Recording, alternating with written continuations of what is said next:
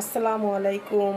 আপনারা কেমন আছেন? আশা করি যে যেখানে আছেন ভালো আছেন, সুস্থ আছেন। আমিও আপনাদের দোয়া ও ভালোবাসায় সুস্থ আছি। তো আপনাদের মাঝে চলে এলাম নতুন একটি ভিডিও নিয়ে। যদিও একটু লেট হলো, আমি 1.5 মাস পর আপনাদের সামনে আসলাম। তো যে কোনো একটা সমস্যার কারণে আমি আসতে পারি নাই, সেই জন্য আমি দুঃখিত। তো এখন ভিডিওটা আমি সকাল থেকে শুরু করলাম। নাস্তা খেয়ে এখন বেলা বাজে 11টা। তো এখন রান্না করব। আজকে আর বাজারে যাব না, তো ভাবলাম ঘরে যা আছে তাই রান্না করব হচ্ছে ছেলে মেয়ের জন্য। জি কি কি কি মা বলো, কি হয়েছে? তুমি টিভি দেখো। তো ছেলে মেয়ে উঠে গেছে, ছেলে টিভি দেখতেছে। আমার ছেলের আবার মাসা অ্যান্ড দ্য বিয়ার এই কার্টুনটা খুব ভালো লাগে, ও এখন এটাই বেশি দেখে। আর মেয়ে পড়তে বসছে, যেহেতু আজকে স্কুল যাওয়া হয় নাই, ঘুম থেকে উঠতে লেট হয়ে গেছে। অ্যালার্মটা মনে হয় কেটে গেছে, শুনতে পাই নাই। তাই কি বাবা কি কি বলো, এই যে আম্মু আসতেছি।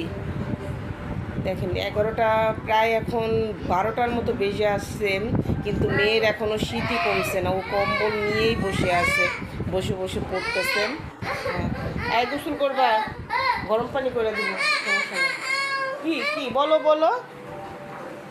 তো আজকে রান্না করব, ঘরে সিম ছিল, সিম দিয়ে আর সিম আলু দিয়ে শেরপুঁটি মাছ রান্না করব। আর ছেলে মেয়ের জন্য মুরগির মাংস রান্না করব। আর এইদিকে কালকে রাতের বেঁচে যাওয়া অনেক ভাত রয়ে গেছে, তো আরুষের আব্বু তো আসবে না, তাই ভাবলাম এগুলোই আমাদের দুপুরবেলা হয়ে যাবে তিনজনের, মা ছেলে মেয়ের। তো আমি এটা এভাবে আর কি চুলা কমিয়ে দিয়ে যদি বসিয়ে গরম করি, তাহলে এটা নিচে অনেকখানি লেগে যায়।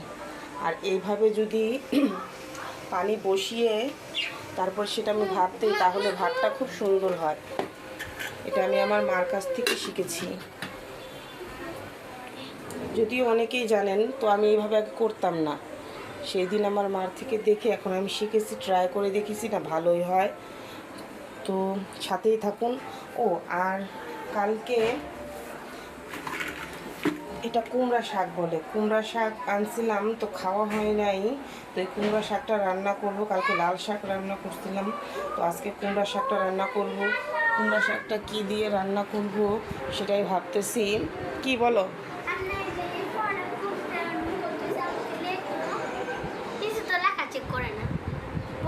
মিসে লিখতে বলছে না? লিখতে বলছে না? করবো না করুক, সেটা তোমার ভালো হয়। ছেলেটা এমন করতেছে কেন বুঝতেছি না তো। হ্যাঁ, ছেলেটার কি সমস্যা হইল? এই জিদা নাই, তোমার কি সমস্যা হয়েছে বলো তো? দুষ্ট, মায়ের কাজ করতে দেয় না, দুষ্টামি। তুমি এই যে কার্টুন দেখতেছো না, দেখো। এদিকে ঘর দুয়ারের অবস্থা, ও ছেলে ওঠা মানে ঘুম থেকে উঠলে সেই দিন আর ঘর থাকে না। তো পরে একবারে রান্নাটা শেষ করে ঘর গোছাবো। শুধু শুধু টানতেছে কেন? ওই ওই ওই বলে। আচ্ছা, তো দেখতেই থাকুন, সাথেই থাকুন।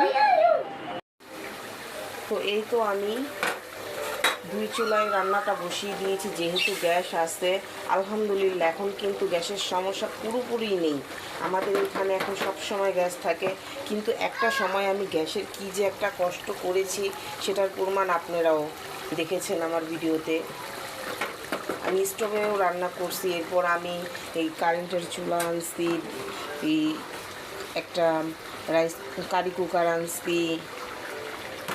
এখন আর এগুলো আমার ধরতেও হয় না, এতেই হয় রান্না করা।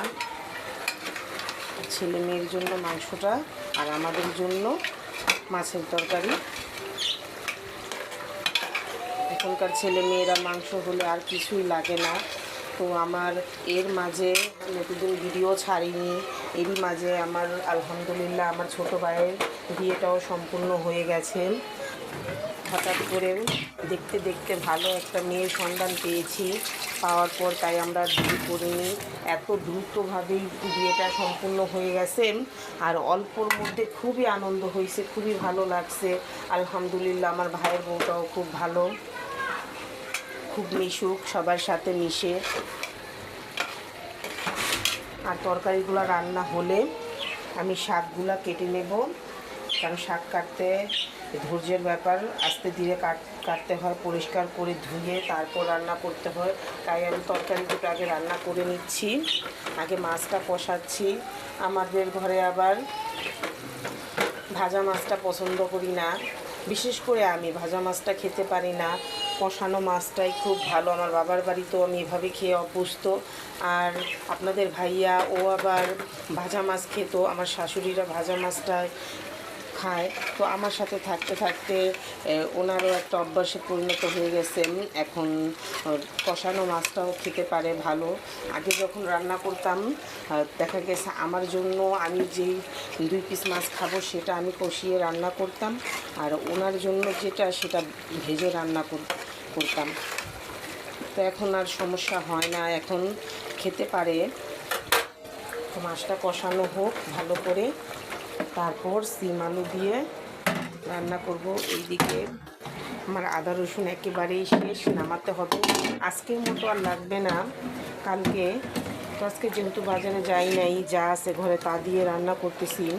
তো একটা আলু আমি মাছের তরকারিতে দিব, আর 3টা আলু মাংস দিয়েছি, যেহেতু আমার ছেলে মেয়ে আলু খুবই পছন্দ করে। আর বর্তমান আলুর কী দাম দেখছেন, বাড়তি আছে। নতুন আলু তো ঠিকমতো বের হয়নি, আমাদের বাজারে উঠে খুব কম, এখনও পুরোপুরিভাবে উঠেনি। নতুন আলুটা উঠলে আশা করি দামটা কমবে। আর এইদিকে আমার বিচ্ছুটা দেখেন কোথায় উঠে বসে আছে। আই বিচ্ছু, বিচ্ছু, তুমি বিচ্ছু।